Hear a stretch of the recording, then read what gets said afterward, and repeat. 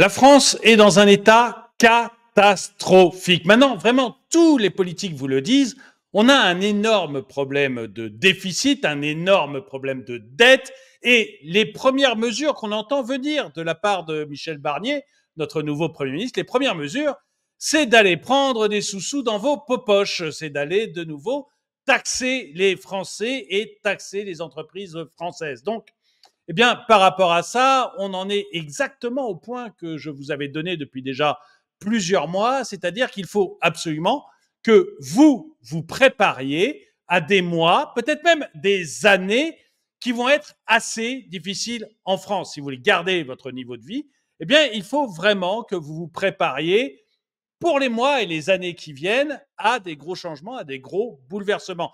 Et puis, on recommence à mettre en question la retraite. On recommence à nous dire, tiens, regardez, en Italie, la retraite est à 70 ans. Tiens, regardez, en Allemagne, on est en train de parler de la retraite à 71 ans. Tiens, regardez, notre régime n'est pas équilibré même en 2024. Alors en 2025, ça va être pire, en 2026 aussi. Bref, on est en train de vous habituer petit à petit au fait qu'il va falloir refaire une réforme des retraites, et pas tellement dans le sens qu'aimeraient certains partis, c'est-à-dire partir de 64 pour revenir à 62, mais plutôt aller progressivement, pas à pas, année après année, aller vers les 70 ans italiens ou les 71 ans allemands, puisque maintenant c'est de 71 ans qu'on parle en Allemagne. Donc face à tout ça, il faut que vous constituiez une épargne de précaution sur le court moyen terme, si on imagine qu'un an et demi c'est moyen terme, court moyen terme, et puis une épargne un peu plus solide pour préparer votre retraite et être le plus indépendant possible vis-à-vis d'un État impécunieux qui a tendance à dilapider l'argent avec une grande, mais alors une très, très grande facilité. Et pour parler de tout ça, eh bien, j'ai invité Nicolas Delourme, qui est journaliste patrimonial, qui a écrit beaucoup de guides sur le livret A et sur l'or, et qui travaille notamment beaucoup avec les éditions Jean de Portal, qui sponsorisent cette vidéo pour ne rien vous cacher. Et notamment, il est auteur d'un guide qui est actuellement disponible, un guide qui va vous parler du livret A. Alors attendez, j'essaye de le mettre en ligne pour que vous voyez exactement de quoi on parle. Voilà. À côté de votre livret A, ouvrez un livret O. Et ce guide, tout simplement, vous avez un lien dans la description de la vidéo, un lien qui vous permettra d'aller télécharger ce guide gratuit qui vous parlera à la fois du livret A et du livret O. Enfin, le livret O, évidemment, c'est l'or, mais on en parlera un peu plus tard. Donc, tout d'abord, moi, j'aimerais commencer avec cette idée que je défends depuis maintenant plusieurs mois, qui est on va augmenter les impôts clairement, mais clairement, c'est évident, et c'est d'autant plus évident que maintenant, ça y est, depuis 2 jours, ça fait la une des journaux, donc on peut se dire qu'on en est proche, et qu'il faut absolument se constituer une épargne de précaution. Et donc, je voulais savoir, Nicolas Delourme, puisque vous avez beaucoup, vous, travaillé sur le livret A, est-ce que le livret A vous semble un bon produit d'épargne sur lequel les Français peuvent mettre leur argent pour se préparer sur les années qui viennent et être protégé contre un État qui est un peu dispendieux? Alors d'abord, bonjour François-Xavier, Oui, bonjour bonjour, à pardon. toutes et à tous. Je vous salue.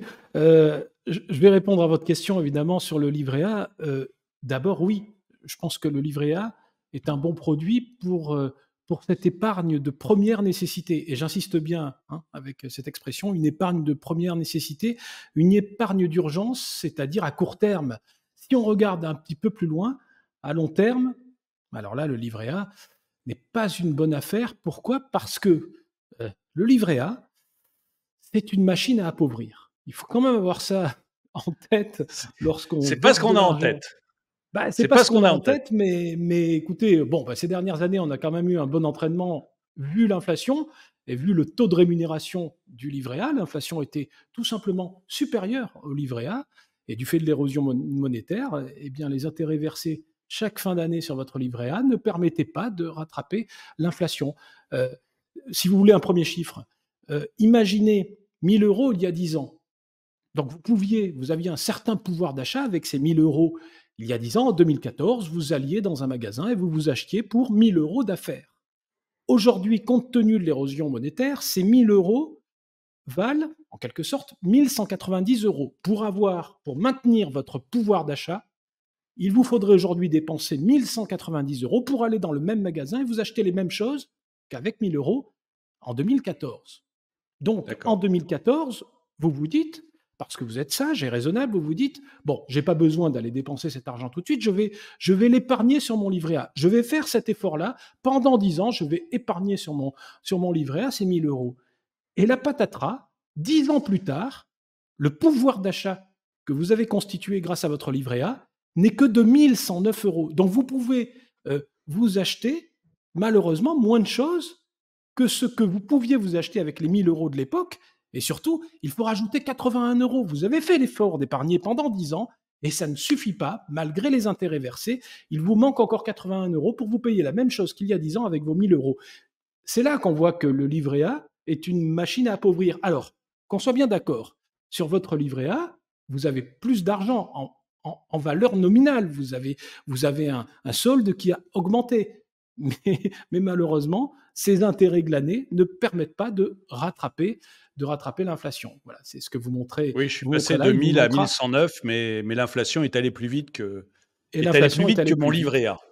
Est allée plus vite que votre livret A. C'est pour ça que, alors déjà là, 10 ans, on est sur un long terme, évidemment. C'est pour ça que le livret A, bah oui, c'est un bon outil.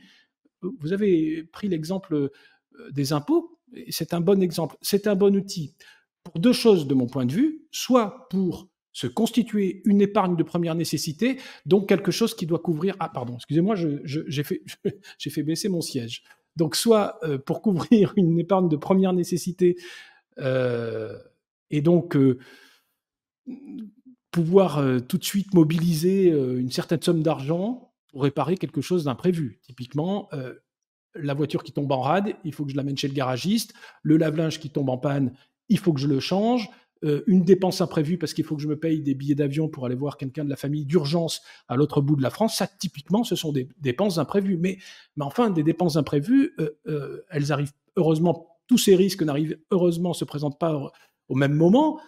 Donc, si vous fabriquez une enveloppe qui est sur le livret A, pour ça, c'est pas la peine d'aller y mettre des dizaines de milliers d'euros comme on peut le voir.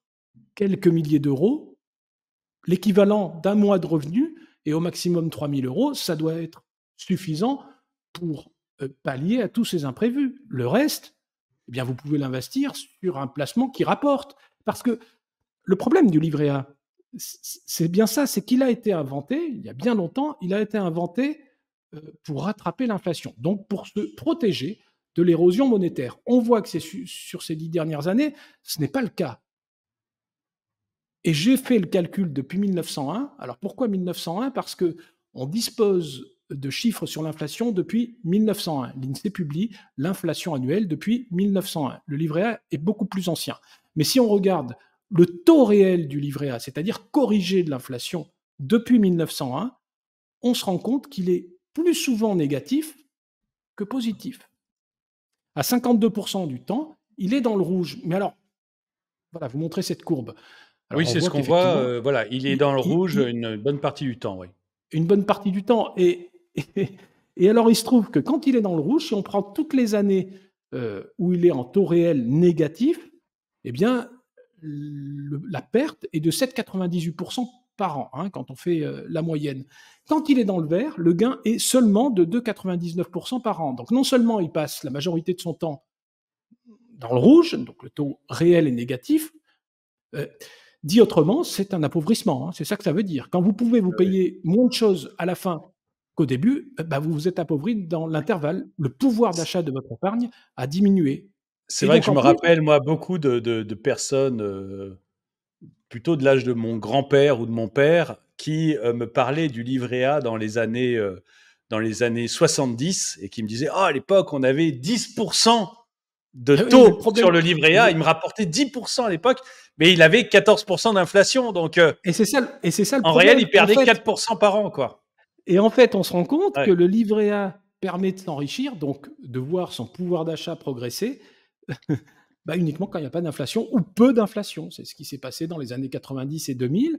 Bon, il y avait une faible inflation et là, on gagnait quelques pouillèmes avec son livret A.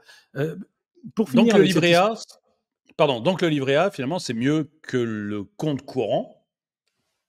Bah oui, Mais bah voilà, ça oui, enfin, permet j'ai envie de c'est dire, mieux que le compte courant, mais guère plus, quoi. pour votre épargne de première nécessité, bon, bah, mettez-le sur un livret A, c'est une bonne enveloppe.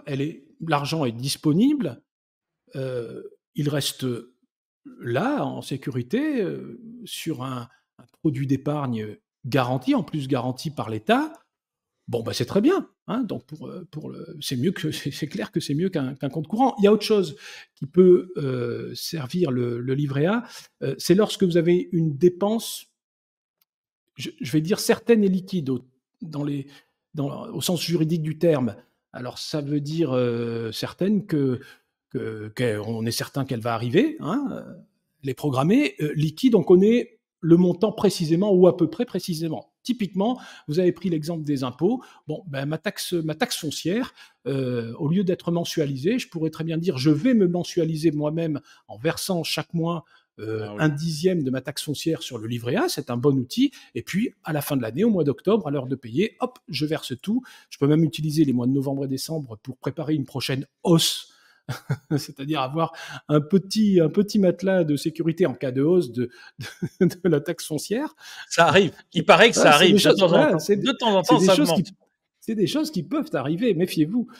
Oui. Et donc là quand vous avez besoin d'argent, vous êtes certain d'avoir besoin d'argent, effectivement, inutile d'aller le mettre ailleurs que sur un livret A. C'est un très bon outil.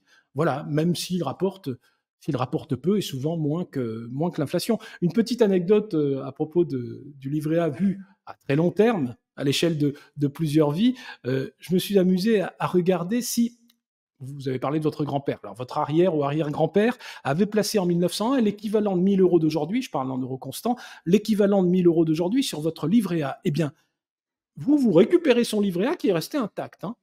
Quel est votre pouvoir d'achat avec l'équivalent de ces 1000 euros de l'époque? 18,72 €. Entre-temps, vous avez Ah glané oui. plein d'intérêts. Vous avez gagné, ouais, c'est ça. Vous vous rendez compte, vous avez eu 123 ans d'intérêt. Oui, mais le problème, c'est qu'il y a eu 123 ans d'inflation aussi, d'érosion monétaire, et les 1000 euros, ils sont devenus 18,72 €. Incroyable, hein. Ah oui, Alors, oui, c'est surprenant, oui.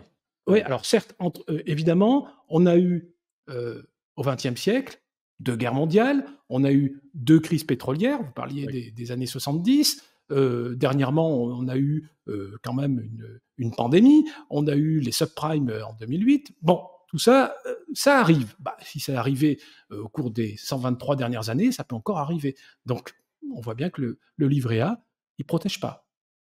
Non, il ne protège pas. En tout cas, sur le long terme, c'est visiblement pas. Sur le court terme, ça peut être bien, mais alors sur le long terme, on voit que c'est pas du tout la panacée. Donc vous, votre conseil sur le livret A, c'est on met les dépenses qu'on est sûr d'avoir, type taxe foncière, et on met un mois de revenus, et puis c'est marre, quoi. C'est ça. Je pense que c'est largement suffisant. En fait, sur le livret A et le livret de développement durable et solidaire, hein, qui est le petit frère, le LDDS, qui est le petit frère du livret A, le fonctionnement est le même et le taux est le même. Les Français détiennent en moyenne plus de 12 000 euros. Bah, ça me paraît trop. 12 000 euros qu'ils sont prêts. Je ne vais pas dire qu'ils sont prêts à perdre, ils ne vont pas perdre leurs 12 000 euros, mais Oui. 12 000 euros qui vont effectivement connaître une érosion monétaire. Franchement, c'est dommage, je reste poli, mais c'est dommage. OK, pour une épargne de précaution, vous l'avez dit, un mois de revenus, 3 000 euros hein, au maximum, plus des sommes dont on sait que dans quelques mois, dans quelques semaines, on va devoir les payer, donc autant les garder en euros et plutôt que sur un compte courant, on les isole sur le livret A, et puis après point barre. Je pense que c'est suffisant. D'accord. Et alors, ce qui reste, on fait quoi? On met sur une assurance vie, en euros, on fait comment? Pour Le problème préparer de, finalement le long terme, le moyen, long terme, voir sa retraite, comme je le disais tout à l'heure, puisqu'on va encore avoir le droit à une réforme des retraites dans les 2 ans qui viennent, peut-être après les élections présidentielles, peut-être si nos prêteurs Vanguard, BlackRock, etc. acceptent, ça sera après les présidentielles. Mais s'ils nous font les gros yeux, ça sera dès l'année prochaine. Donc, on voit bien que la retraite, il va falloir se la préparer tout seul. Donc, pour tout ce qui est livret A, on est d'accord, c'est le court terme. Sur du moyen long terme, je fais quoi? Est-ce que je prends du assurance vie, fonds euro, et puis zou, quoi? Bah, le problème des fonds en euros aujourd'hui, c'est que la rémunération est moins bonne que celle du livret A. Le livret A est à 3%, on va ressortir avec les fonds en euros à 2 et quelques, 2,5 Ah oui. en 2024. Donc, c'est pas une bonne affaire. L'assurance vie en euros, c'était très bien quand les taux montaient. Vous avez parlé des années 70 jusqu'au début des années 80. Depuis, l'assurance vie en euros ne fait que baisser. Les taux de rémunération de l'assurance vie en euros baissent jusqu'à atteindre des niveaux qu'on n'imaginait pas possibles il y a encore une dizaine d'années. Bon, alors après, Et du l'assurance coup, vie, si je veux quelque chose de sûr, je vais parce que vous répondre. il y a l'option. J'ai fait une vidéo il y a très très peu de temps où je montrais, bah voilà, si vous voulez un portefeuille sécuritaire, assurance vie en euros, obligations, etc. Si vous voulez un portefeuille équilibré, vous mettez la moitié en actions. Si vous voulez être très velléitaire, vous allez jusqu'à 80% d'actions. Bon, ça, je renvoie les gens vers ma vidéo. Je vais pas le faire ici, mais si je suis quelqu'un de sécuritaire, je veux pas prendre de risques avec mes sous. Mes sous, c'est mes sous, j'ai eu du mal à les gagner. Je veux pas prendre de risques avec mes sous, ou alors un minimum de risques. Mais malgré tout, faut que je me prépare ma retraite. Et je me rends bien compte que d'avoir des billets de banque sur mon compte courant et donc sur mon livret A aussi, c'est pas la solution. Vers quoi vous me conseillez d'aller? Eh bien, réorienter sur l'or. La réponse, elle est là. D'accord. Réorienter une partie de votre épargne, en tout cas pour préparer sa retraite, c'est quand même bon l'or, parce que l'or, sur du très long terme, ça progresse au rythme moyen, on en a déjà parlé ensemble, François-Xavier, au rythme moyen de Oui. 8,69%. Ça, c'est toute période d'investissement confondue, et c'est un chiffre que j'ai fait certifier par l'huissier. Donc 8,69% par an, ça couvre largement l'inflation. C'est une moyenne, hein. Oui, d'accord. Cette année, c'est pas un bon exemple parce que cette année, c'est exceptionnel. Sur un an, on est à plus de 30% et depuis le 1er janvier 2024, à l'heure où on se parle, on est à plus 23%. Alors, il faut pas regarder. C'est pour ça qu'on s'était parlé les 2 premières fois, les 2 Bien dernières sûr. fois, on s'était parlé justement suite à des records de l'or. Mais enfin, on peut Bon, pas se baser sur des records pour on va dire tous les ans on non, va faire plus on va pas 30%. non, on va Voilà, pas c'est faire pas plus possible. 30% tous les ans, ça Ça ce serait trop beau, mais enfin ça serait merveilleux. 8,69% par an pour quelque chose qui est l'or. Donc l'or, c'est la monnaie des monnaies, hein. C'est pas un investissement, c'est une conversion. Vous convertissez des euros en or et l'or, c'est la devise absolue. D'ailleurs, Mmh. c'est pas un hasard si les banques centrales, pourquoi l'or monte? Parce que notamment les banques centrales de tous les pays du monde sont en train de garnir, remplacer les dollars par de l'or. Donc l'or est en train de redevenir la base absolue, le socle de tout. Et c'est pour ça que c'est un bon outil. Si les banques centrales, les gouvernements, les États le font, eh bien faites-le.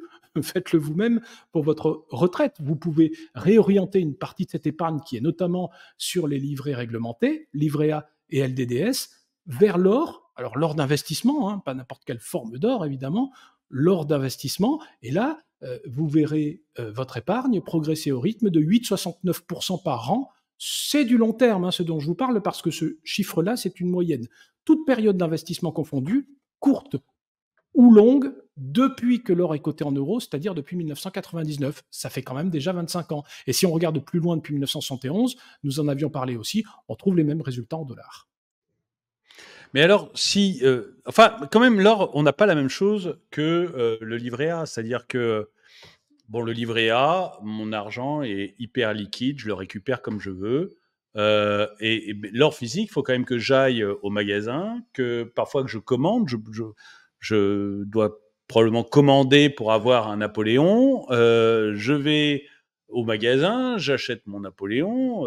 Ça me coûte 400, 450 ou 500 euros dans ces eaux-là. Et puis, bon, je suis content, je l'entrepose quelque part chez moi à l'abri des voleurs.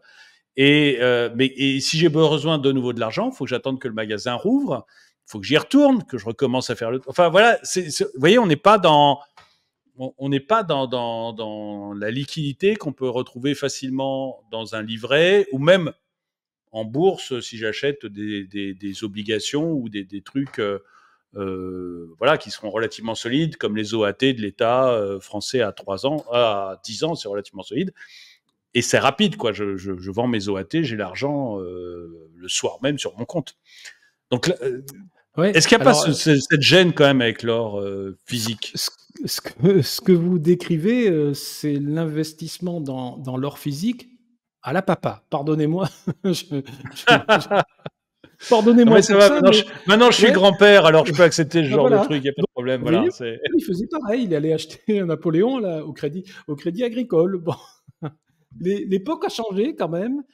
Sachez qu'il y a des solutions, j'en connais 3, dont une qui sort vraiment du lot, pour investir sur l'or physique, sur de l'or digitalisé. Vous pilotez de l'or qui est dans un coffre bien réel, tout ça est sécurisé, hein, noté, vérifié, contrôlé, certifié, donc qui est bien réel. Vous pilotez votre or via un compte que vous ouvrez en ligne, et là, Mmh. l'or devient très liquide parce que non seulement vous pouvez acheter le volume que vous voulez, y compris l'équivalent d'1 euro.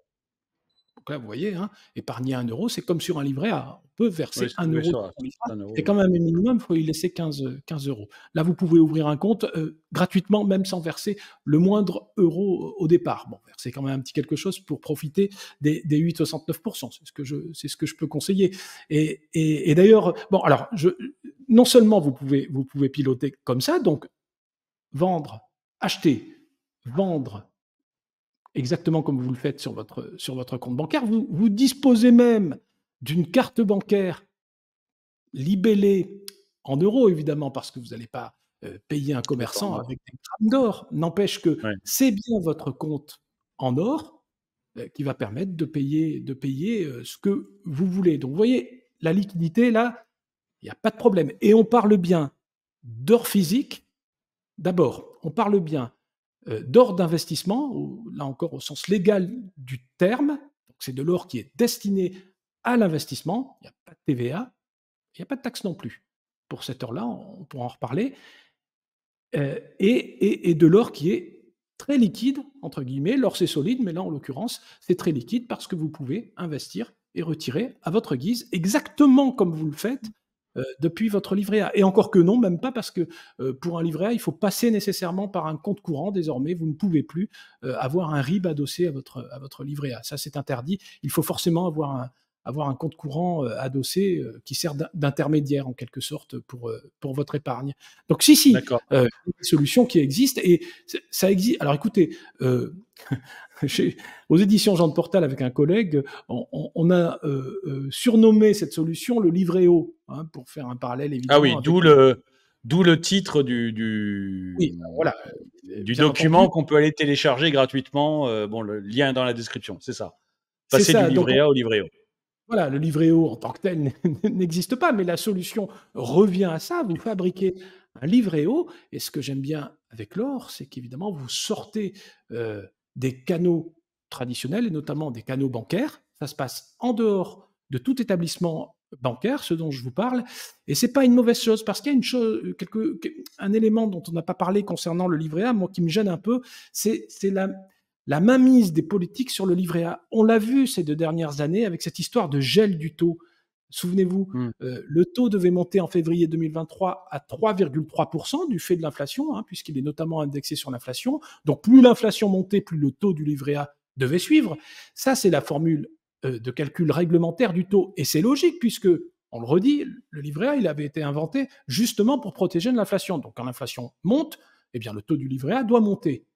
Et puis là, Oui. patatras, il y a un ministre qui a décidé de geler le taux du livret A à 3%. Donc en fait, vous n'avez pas vu la couleur des 3,3% tel qu'il ressortait de la formule de calcul légal en février 2023. Après, c'est monté. 6 mois plus tard, ça aurait dû monter à 4,1%. Vous n'avez pas vu la couleur. En février 2024, c'était à 3,9%. Eh bien, c'était toujours 3% pour tout le monde. Et puis, depuis le 1er août 2024, votre épargne sur livret A devrait être rémunérée à 3,1%. Et c'est toujours 3%. Ça baissera parce que vous allez voir que quand on va passer sous la barre des 3%, alors là, il n'y aura plus de gel, le dégel va être annoncé et on va retomber avec la formule de calcul qui va nous amener en février prochain autour de 2,6%. Hein, c'est ce qu'on voit. Et c'est ça qui me gêne un peu. Il y a quand même, vous voyez, il y a quand même une mainmise des politiques sur le taux de rémunération de l'épargne, alors qu'une formule de calcul réglementaire qui découle simplement de l'application des indices de l'économie réelle est prévue. Et non, quand ça n'arrange pas les affaires de l'État, hop, on vient squeezer tout ça, on met un plafond maximum, on dit c'est 3% pour tout le monde, ne discutez pas, ça va durer pendant 2 ans comme ça.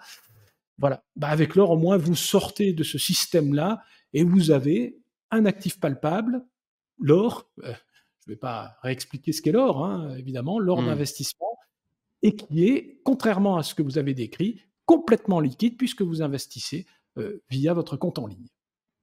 Il y a quelque chose. J'ai plusieurs questions sur ce compte en ligne parce que c'est très intéressant, mais je suis craintif comme tout le monde avec son argent.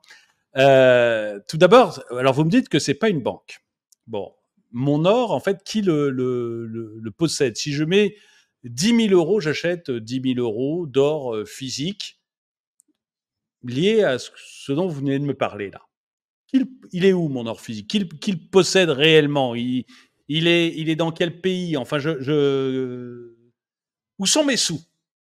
Alors, vos sous sont en France. Votre or est en France. Hein, en l'occurrence, c'est pour ça que dans les 3 solutions dont je parlais à l'instant, qui permettent de créer, de se fabriquer ce livret or, ce livret eau, eh bien, il y en a une qui sort du lot parce que vos sous, votre or, est bien en France.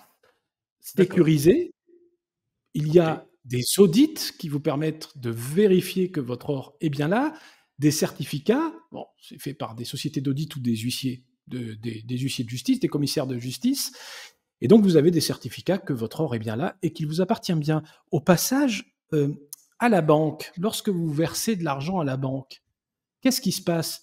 La banque va émettre un titre de créance. L'argent qui est déposé sur votre compte ne vous appartient plus. Vous avez une créance vis-à-vis de la banque, mais si un jour la banque en question ne peut plus ou ne souhaite plus pour diverses raisons vous rembourser au moment où vous lui demandez, eh ben, ce sera comme ça. Là, l'or dont on parle est hors bilan de la société, du négociant en question, du négociant, mais je vous dis, ils sont 3 et puis il pourrait y en avoir d'autres, des négociants. Donc, l'or est hors bilan à votre nom. Donc, si quelque chose se produit, hein, quelque chose qu'on n'attend pas, mais ça peut arriver, imaginez que le négociant en question fasse faillite, eh bien, on vous redistribuera de l'or, tout simplement.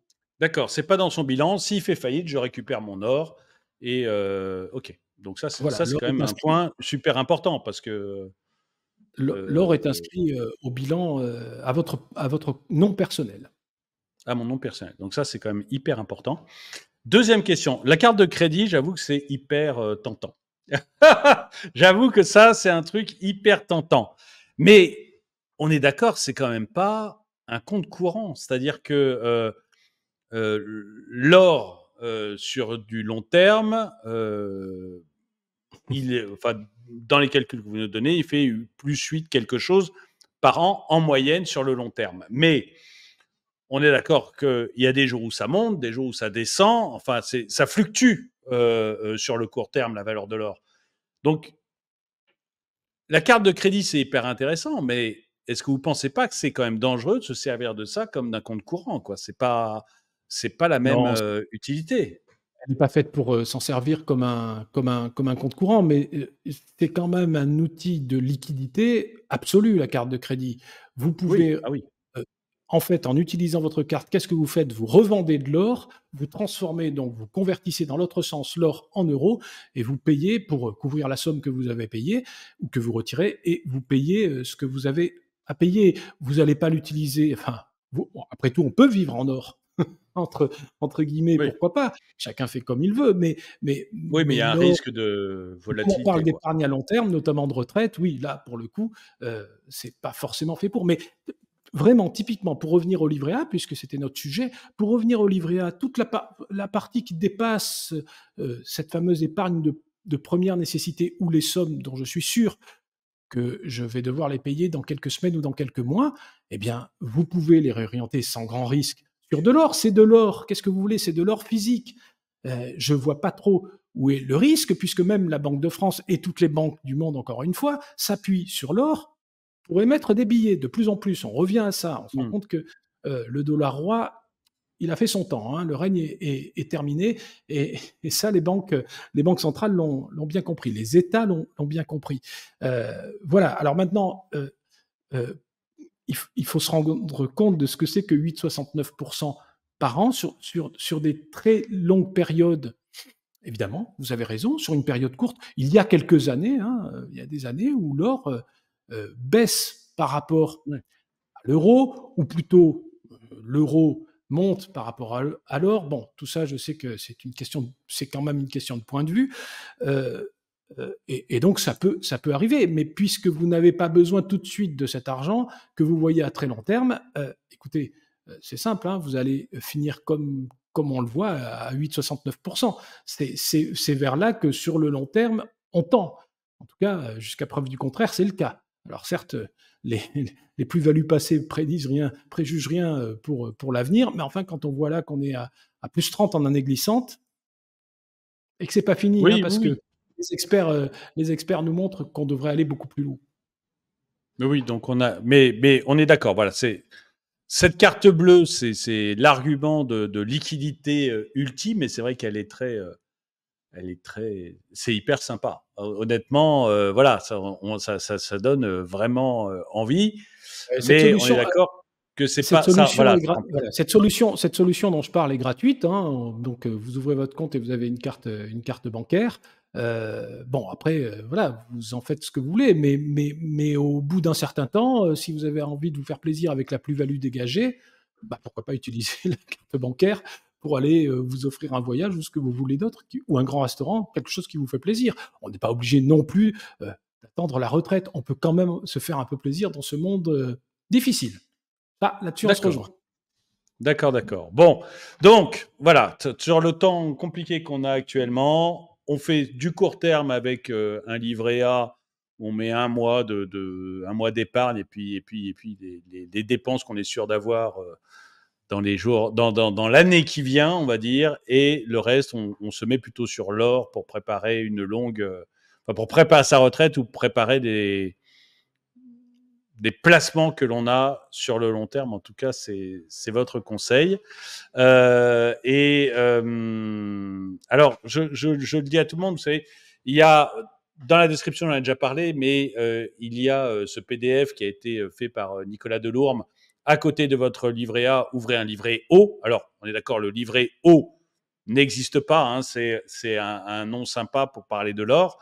Et si vous tapez si vous ouvrez le PDF, en fait, vous allez voir exactement comment faire pour pouvoir ouvrir votre or, ou pour pouvoir avoir votre or, comme en parlait Nicolas Delourme. Et en plus, vous allez avoir un lien qui va vous amener vers la possibilité d'avoir des masterclass que fait Nicolas Delorme sur l'or, et masterclass dans lesquelles vraiment il vous montre pas à pas comment vous pouvez avoir de l'or, détenir de l'or, aller vers ces fameux négociants qui vous permettent d'avoir des cartes de crédit enfin en euros, mais en or.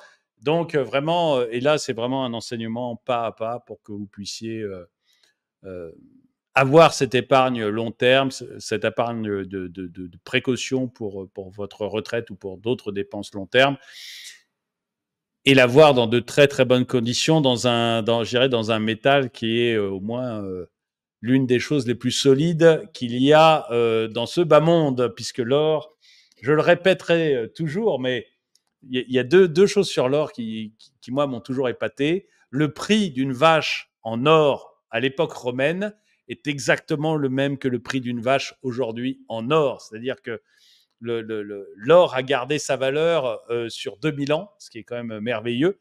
Et, et on a aussi l'énorme avantage. Vous savez, il y avait, je me rappelle plus quel milliardaire qui disait ça. C'est peut-être Rockefeller qui disait ça. Les monnaies, il n'y a qu'une seule monnaie, c'est l'or. et tout le reste n'est que des représentations de l'or. Et en fait, l'or est la chose solide sur laquelle vous pouvez vous arrimer. Et après, l'euro, bah, ça fluctue, le dollar, ça fluctue. La valeur des choses fluctue. En fait, c'est pas forcément l'or qui augmente, c'est l'euro qui baisse ou le dollar qui baisse.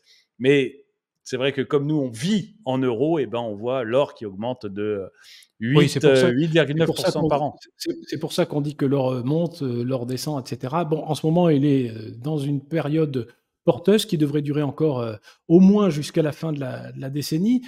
Voilà, maintenant, ce que vous avez dit à propos de la vache, hein, alors je sais pas combien vaut une vache, si avec 1000 euros, je pense qu'on a une vache, mais imaginons qu'une vache vaut 1000 euros aujourd'hui, bah, c'est pas avec les 18,72 euros que vous a offert le livret A, Oui, là, passé par l'arrière-grand-père, que vous allez pouvoir vous payer une vache. Lui aurait pu.